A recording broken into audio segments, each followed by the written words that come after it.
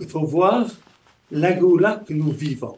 Il faut ouvrir les yeux et voir que notre petit peuple, c'est-à-dire on est à peu près 7 à 8 millions de juifs dans ce pays, on est entouré de centaines de millions d'ennemis et peut-être même de milliards si on regarde ce qui se passe dans le monde contre Israël. Et puis Israël envers et contre tout. Et malgré le fait que nous ne respectons pas tout à fait la Torah, nous ne sommes pas toujours des exemples que nous devons être, et malgré tout, nous avons cette délivrance extraordinaire. Eh bien, nous avons le plaisir d'être en ligne avec le Rav Shaul David Botchko. Rav Botchko, shalom. Shalom, shalom, et puis Shana Tova, et bonne année et pour tous les auditeurs. Merci également pour vous. On se souhaitera les souhaits traditionnels à la fin de cet entretien, mais on voulait avoir votre avis et votre appréciation sur la réalité dans laquelle on évolue à l'issue d'une année 5785 qui n'a pas été une année facile, une année de guerre, seconde année de guerre quasiment pour la société israélienne, et à nouveau des phénomènes de division au sein de la société israélienne. Et je voudrais avec vous qui êtes aujourd'hui le Nassi de la Yeshiva Echal Eliyahu, que l'on essaye de mieux comprendre, que vous nous donniez quelques clés peut-être pour revenir à des axiomes de base d'un comportement que l'on doit avoir dans la société israélienne aujourd'hui, pour essayer d'apaiser, on va dire, ces tensions qui ont ressurgi et pour essayer d'aller à l'essentiel. Vous demandez des questions bien difficiles, auxquelles j'ai beaucoup de peine à répondre. Peut-être d'abord remercions quand même de ces 2 années qui nous ont permis, avec le sacrifice extraordinaire de nos soldats, et puis finalement guidés par le gouvernement, d'avoir sauté l'étau. On était dans un étau dramatique. Nous avions le Hezbollah au nord, le Hamas au sud, l'Iran un petit peu plus loin. Et enfin, on était entouré de tous les côtés par des ennemis qui avaient des armées formidables. Et on était en danger sans en être tout à fait conscient. Et en ces 2 ans, notre situation est bien meilleure. Maintenant qu'il y a des tensions, c'est très normal. Elle est bien meilleure, Rav Botchko, elle est bien meilleure, mais quand on ouvre la télévision, quand on écoute la radio, quand on regarde les journaux, ou tout simplement, parfois on discute, on a le sentiment qu'il y a un profond malaise, il y a beaucoup de gens qui trouvent que tout ne va pas bien et que, on va dire même tout va mal, qu'il y a vraiment pas de bouée de sauvetage pour se rattraper, pour essayer de survivre dans la réalité israélienne de cette année 5785. Non. Il n'y a pas tout est mal. Il faut, vous savez, non, vous savez, tout va mal. Il y a en diaspora, il y a la résurgence de l'antisémitisme. En Israël, ça fait 2 ans qu'on parle de guerre et on voit pas le bout de la guerre. Ni les otages ont été libérés, ni le Hamas n'a été éradiqué. Il y a des gens qui voient la réalité ici en Israël sous un sous un prisme très sombre. Mais il faut pas voir comme ça. Vous savez, vous pouvez avoir un vêtement et puis il y a une tache. Vous pouvez voir la tache et vous pouvez voir le vêtement. Dans l'ensemble, il faut reconnaître que notre situation est bien meilleure qu'elle était il y a 2 ans. Maintenant, c'est le fruit de nombreuses épreuves. Vous avez en hébreu un mot qui signifie à la fois miracle et à la fois épreuve. Nisayon. Nisayon, c'est l'épreuve, mais ça vient aussi du mot nes, le miracle. C'est-à-dire, nous vivons une période difficile, mais une période où nous avons bénéficié. Finalement, on va regarder les images de ce qui se passe à Gaza. Ça aurait pu être comme ça chez nous. Et c'est pas comme ça chez nous. Malheureusement, il y a beaucoup de familles qui ont perdu des leurs. Il y a beaucoup de blessés. Et comme directeur, Nassi d'une yeshiva, dont les élèves vont à l'armée, eh bien, on est tout à fait en contact proche avec ces familles, etc. Mais lorsqu'on voit ces familles, lorsqu'on voit ces soldats, il y a 2 élèves qui ont fait 2 années de guerre et qui sont retournés aujourd'hui qui sont retournés à la yeshiva, et qu'on voit qu'ils sont paisibles, et quand ils ont véritablement senti qu'ils ont fait leur devoir. Ils étaient à Gaza et au Liban et partout. Et Baruch Hashem, ils comprennent que ce qu'ils ont fait, eh bien, c'était pour le peuple d'Israël. Il y a un de nos anciens élèves qui a fait beaucoup de guerres. Il est venu me voir, il n'était plus élève, il avait besoin, je pense, d'être rassuré. Et il m'a dit, Raph, c'est quand même très difficile, j'ai tué beaucoup de personnes. Alors je lui ai dit, non, t'as pas tué, tu m'as sauvé. C'est ce que tu as fait. Hein? On était en grand danger et la situation est meilleure.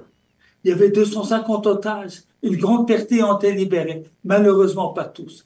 Alors automatiquement il y a une tension parce qu'il y a des volontés qui ne convergent pas.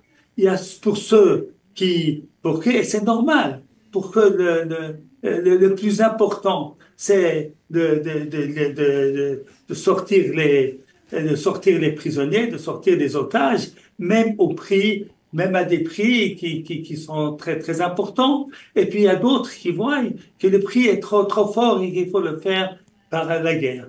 Et qui a raison? Moi, je ne peux pas me demander, j'en sais rien. Hein, je n'ai pas les moyens, je n'ai pas... Il y a quelqu'un qui m'a demandé une fois de Forum Tikva, ils m'ont demandé de signer qu'il faut faire comme ci et pas comme ça. J'ai dit, moi, dans mon cœur, je suis d'accord avec vous, mais je peux pas signer. Moi, j'ai jamais mis les armes. Je n'ai pas porté l'uniforme, même pas un jour dans ma vie. Alors, je vais donner des leçons et dire comment est-ce qu'il faut faire, comment est-ce qu'il faut pas faire. Je peux pas.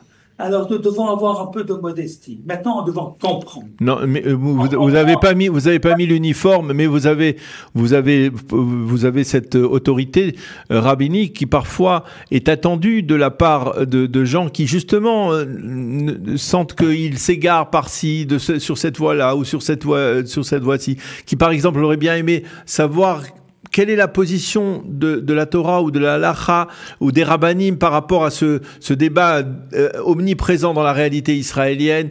Est-ce qu'on doit aller jusqu'au bout de l'éradication du Hamas au prix même d'un renoncement au sauvetage des otages, ou alors on doit mettre le sauvetage des otages en priorité au prix d'un renoncement à l'éradication du Hamas? Ce sont des questions. Est-ce que la Torah est-ce que les rabbanim ont des réponses à ces questions? Alors, il y a des réponses, mais pour pouvoir répondre de manière vraie, il faut savoir qu'il faut connaître les données. Il faut savoir quelles sont les capacités de l'armée. Il faut savoir quelles sont les possibilités de recevoir des armes. Il faut savoir plein de choses que je ne sais pas. Alors, il y a des principes. Il y a deux principes qu'il faut savoir. Il faut même faire des sacrifices pour sauver nos otages. Maintenant, évidemment, quel sacrifice? C'est pas n'importe quel sacrifice. On va pas donner Tel Aviv pour sauver les otages. Tout le monde est d'accord. On va pas donner 1000 personnes pour sauver les otages. Mais d'un autre côté, on va se mettre en danger. Les soldats vont se mettre en danger pour sauver les otages. Et puis, d'un autre côté, tout le monde comprend qu'il ne faut pas sacrifier l'État, que la collectivité a quelque part une préséance sur l'individu. Mais d'un autre côté, la collectivité doit défendre l'individu. Alors, bien que vous aimeriez que j'ai une réponse claire et nette, eh bien, je vous dis la vérité, je suis pas la bonne personne. J'ai pas la réponse claire et nette. J'ai pas les données et j'ai pas la responsabilité parce que c'est très facile, assis devant un écran et puis de dire ce qu'il faut faire. C'est tellement facile. Vous savez, même en tant que simplement directeur d'une école, tant qu'on n'a pas de directeur, on sait tout ce qu'il faut faire. Une fois qu'on y est, eh bien, on voit que les choses sont beaucoup plus compliquées. Alors, je peux pas donner des leçons. Moi, ce que je dis simplement, qu'il faut éviter de condamner ceux qui ne pensent pas comme nous. Il faut avoir de l'empathie pour les uns et pour les autres. Et de cesser de traiter celui qui pense pas comme moi comme un traître. Ce sont pas des traîtres. Ce sont des gens qui pensent autrement. Alors, pourquoi? Comment est-ce qu'ils sont tous bêtes? Ils sont nés avec un cerveau qui est tordu? Je ne le pense pas. Hein? Je pense que c'est compliqué et je pense qu'il y a des intérêts qui sont divergents. Alors, évidemment, que quelqu'un qui est au chef de l'État, il voit en premier lieu l'intérêt collectif. Et puis, celui qui est parent d'un otage, il voit en premier lieu, et c'est normal, l'intérêt de son enfant. Alors, il va essayer de dire que l'intérêt collectif, eh bien, correspond à l'intérêt de mon enfant. C'est normal. Maintenant, est-ce qu'il a raison ou pas? Moi, je peux pas le dire. Je vous dis, je sais bien qu'on attend de moi que je donne une réponse claire et nette. Eh bien, je peux pas la donner. Mais ce que je peux dire, c'est combien nous devons faire attention de ne pas condamner celui qui ne pense pas comme moi. Mais même sans aller jusqu'à condamner ou le traiter de traître, bien entendu, est-ce que tout est permis dans le débat? Est-ce que toutes les accusations sont permises? Non, je suis d'accord avec vous de ce que j'entends qu'à la radio, on répète matin et soir que Netanyahou prend ses décisions pour des intérêts personnels. Ça, c'est une honte qu'on dit que quelqu'un le dise. Mais ensuite, celui qui est responsable de la radio, il doit, ou pendant ou après, dire on ne peut pas partager des accusations qui sont des accusations extrêmes. C'est pas bien. Ça, je suis d'accord avec vous. Quelquefois, je peux plus écouter certains sites parce que ça commence et pendant une demi-heure, on n'entend que ça. Et ça, c'est pas bien. Parce que moi, je suis persuadé que ce que fait le gouvernement, il le fait dans l'intérêt de la collectivité. Maintenant, quelqu'un peut penser qu'il fait un intérêt personnel. Il peut le dire, mais pas le dire 100 fois, et pas que que vos collègues dans certains relayent cela. Non, ça c'est pas bien. Ça c'est pas bien. Maintenant, de l'autre côté, dans certains sites, on appelle celui qui pense pas comme nous, mais on ne le laisse pas parler, on ne l'écoute pas. Ça, c'est pas bien non plus. C'est pas bien non plus. Ça, je suis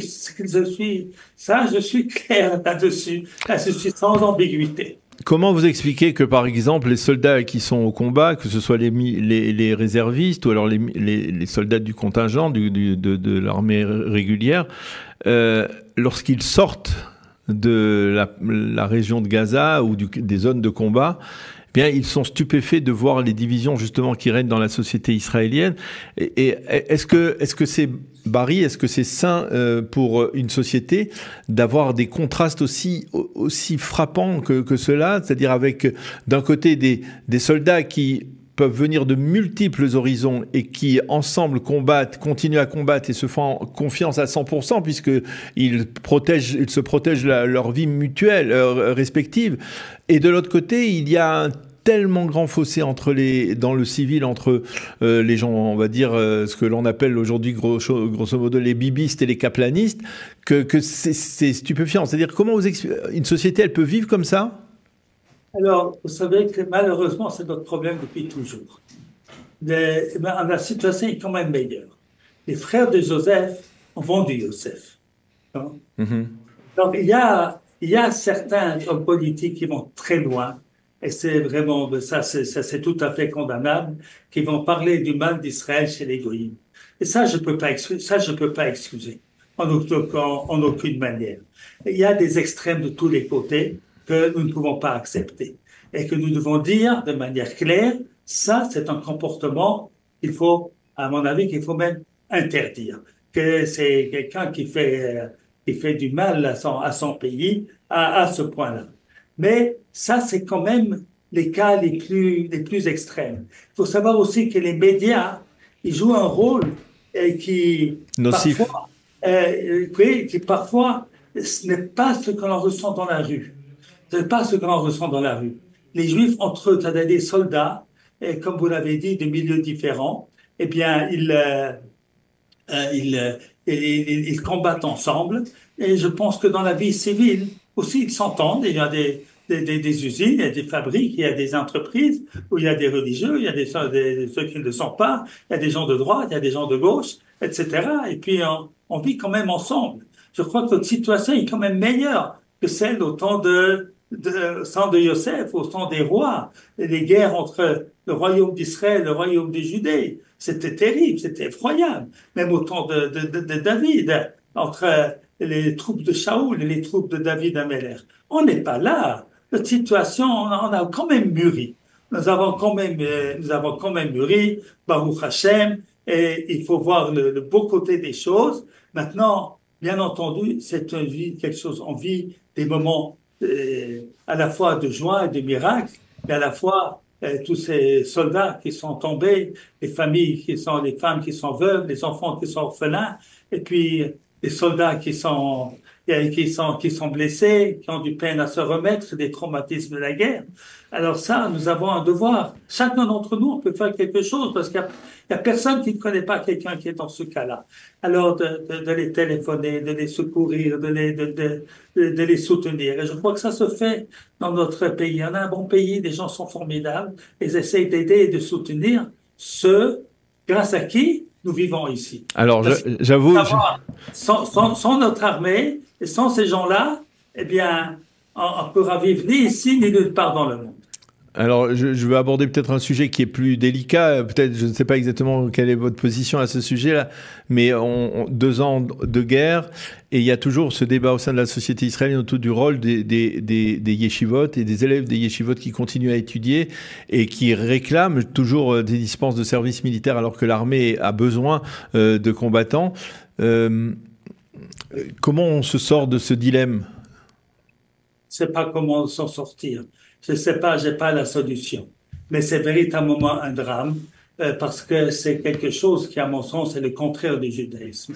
C'est-à-dire, tout comme on doit respecter Shabbat, et quelqu'un qui ne respecte pas Shabbat, eh bien, nous devons le rapprocher. Eh bien, quelqu'un qui ne comprend pas qu'il faut sauver son peuple, c'est un péché. Ça, pour moi, c'est clair que c'est un péché. Maintenant, est-ce que ça ne veut pas dire qu'il faut avoir, il faut voir de nouveau les bons côtés? Il n'y a pas si longtemps, c'est un jeune Haridi de Hashmonaïm qui a sauvé beaucoup de Juifs à Rabbot. D'accord? Les choses changent. Les choses changent. On aimerait que ça aille plus vite. Ça, je ne sais pas comment faire. Mais, bien entendu, je ne peux pas dire que ça, c'est la règle du judaïsme. On doit respecter Shabbat, on doit manger kasher, et on doit aider son prochain. Et ça, je suis clair. Maintenant, c'est pas pour ça que chas v'shalom, on va pas aider un Haredi, on va l'aider, c'est notre frère qui est égaré. Mais c'est notre frère et nous devons l'aimer. Maintenant, il faut comprendre que les jeunes, eh bien, le monde Haredi est un monde très, un petit peu coercitif quand même. Donc, dès leur jeune âge, ils ont appris qu'il faut respecter le Rav et que le Rav a la vérité comme chez le pape, la vérité absolue. Alors, ils ne peuvent pas avoir une pensée personnelle parce qu'ils sont éduqués à ne pas avoir une pensée personnelle. Alors c'est un drame, mais aussi ça va se régler. La réalité aussi, cette guerre aussi, elle fait que le gouvernement fait tout ce qu'il peut pour faire cette loi de patour complet de l'armée, enfin de dispenser l'armée de manière très large. Il réussit pas. Il ne réussit pas parce qu'ils sent bien que le peuple ne la veut pas, cette loi.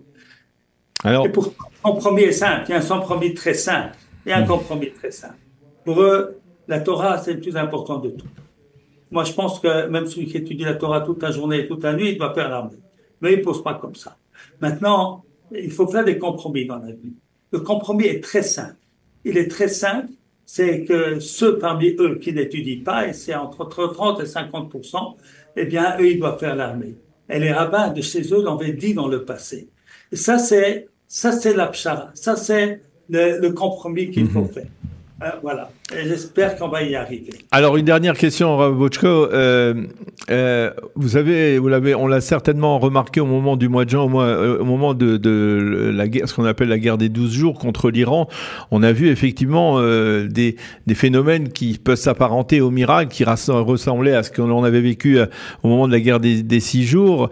Et la question que l'on se pose, c'est c'est dire la Géoula, la délivrance messianique, aujourd'hui c'est devenu être méchichiste, c'est devenu un thème très péjoratif, mais la Géoula, la délivrance, à un certain moment, on a l'impression de la palper, de la toucher, puis après, elle s'estompe, c'est-à-dire après on retombe dans le quotidien et dans les divisions. On a parfois l'impression de vivre des instants de spiritualité, d'élévation particuliers, et puis d'un coup, hop, ça redescend. Comment on fait pour gérer tout cela? C'est-à-dire, est-ce qu'on a le droit d'être déçu, par exemple, de voir que la Géoula n'arrive pas au moment où on croirait qu'elle pourrait arriver? Il ne faut jamais donner des espoirs exagérés. Il faut voir la Géoula que nous vivons. Il faut ouvrir les yeux et voir que notre petit peuple, c'est-à-dire à peu près 7 à 8 millions de juifs dans ce pays, on est entouré de centaines de millions d'ennemis, et peut-être même de milliards, si on regarde ce qui se passe dans le monde contre Israël. Et puis Israël envers et contre tout. Et malgré le fait que nous ne respectons pas tout à fait la Torah, nous ne sommes pas toujours des exemples que nous devons être, et malgré tout, nous avons cette délivrance extraordinaire. Nous sommes sauvés. Nous ne sommes pas massacrés. Et nous ne sommes pas massacrés. Alors, nous devons ouvrir les yeux et dire merci au bien qu'il y a. Et ce qu'il n'y a pas, nous devons agir. Chacun doit agir selon ses possibilités. Les jeunes qui vont à l'armée, ils agissent. Celui qui est gentil avec son prochain, celui qui aide, etc.